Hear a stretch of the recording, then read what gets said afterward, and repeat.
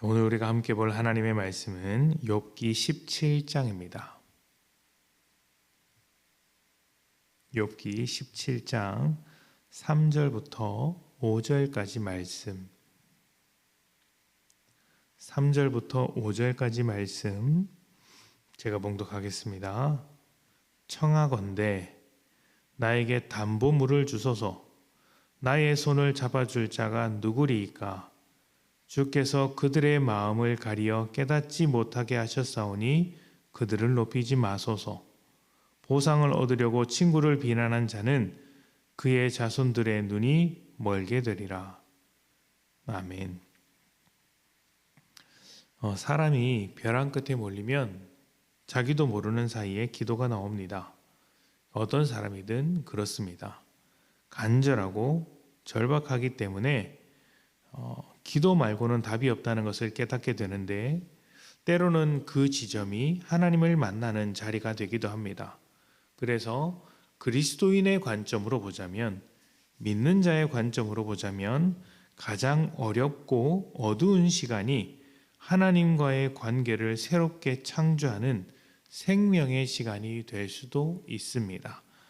이런 관점은 믿지 않는 자들은 이해할 수 없기 때문에 우리만이 가지고 있는 관점이라고 할 수 있겠죠.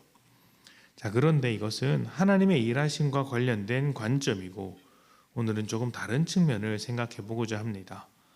누군가가 벼랑 끝까지 몰리게 되었다는 것은 그동안 아무도 돕지 않았다는 이야기가 됩니다. 벼랑으로 향하지 않도록 바른 길로 안내해 주었던 사람도 없었고, 손을 잡고 이끌어준 사람도 없었습니다. 아무도 관심을 가져주지 않았기 때문에 하나님을 찾을 수밖에 없었다는 것입니다.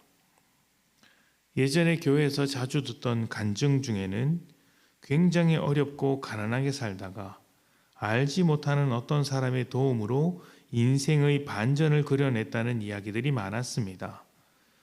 그리고 예상하지 못했던 도움의 손길을 주신 하나님의 은혜에 감사드린다, 이렇게 끝맺음을 했습니다.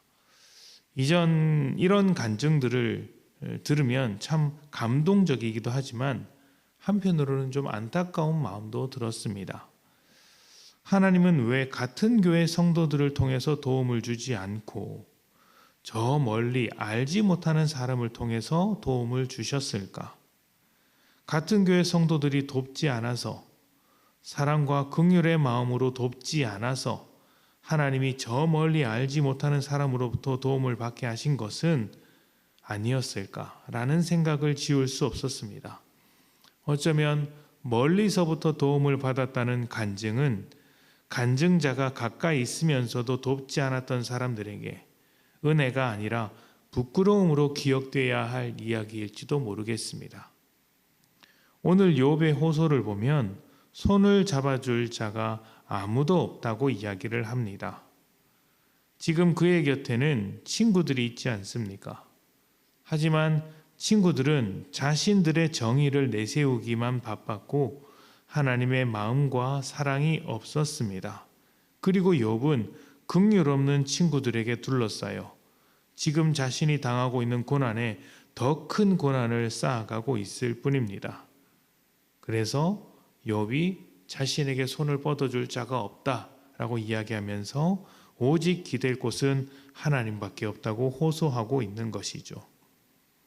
구약 성경의 율법에는 고아와 과부와 가난한 자를 돌아보라는 어떤 사회적인 메시지와 함께 장치를 감춰두고 있습니다. 이런 기능들이 율법에 굉장히 많습니다. 그리고 선지자들이 나와서 백성들의 죄악을 지적했을 때에도 바로 이런 기능들, 사회적인 약자들을 돌아보지 않았다는 내용들이 참 많았습니다.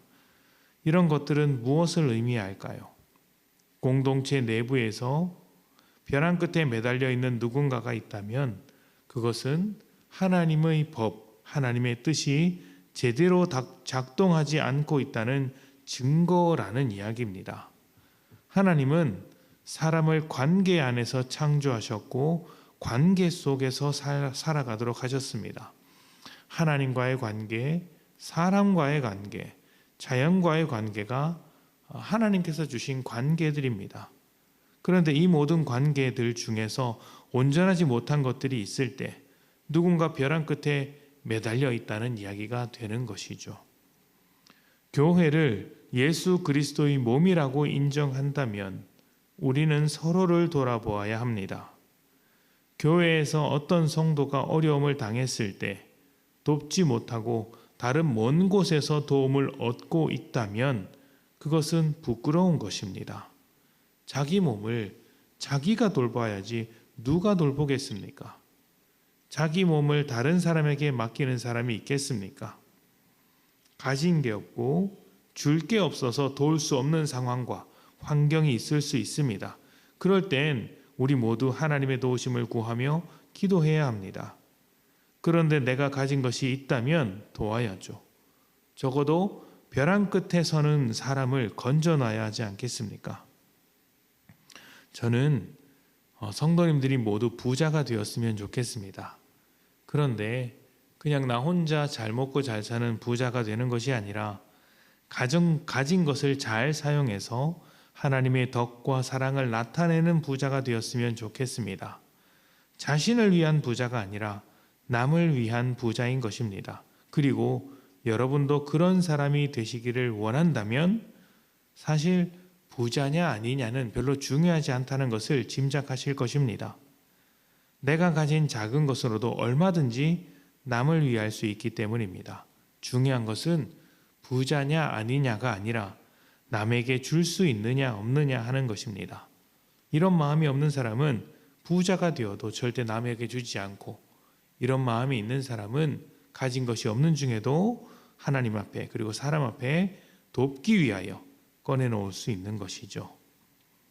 남에게 대접받고 싶은 대로 남에게 대접하라는 예수님의 말씀을 한 번 더 생각해 보십시다. 그리고 벼랑 끝에 달려있는 누군가를 만나게 된다면 여러분들이 다른 사람이 아니라 이 말씀을 듣는 우리가 그에게 필요한 손길이 되어주기를 소망합니다. 함께 기도하겠습니다.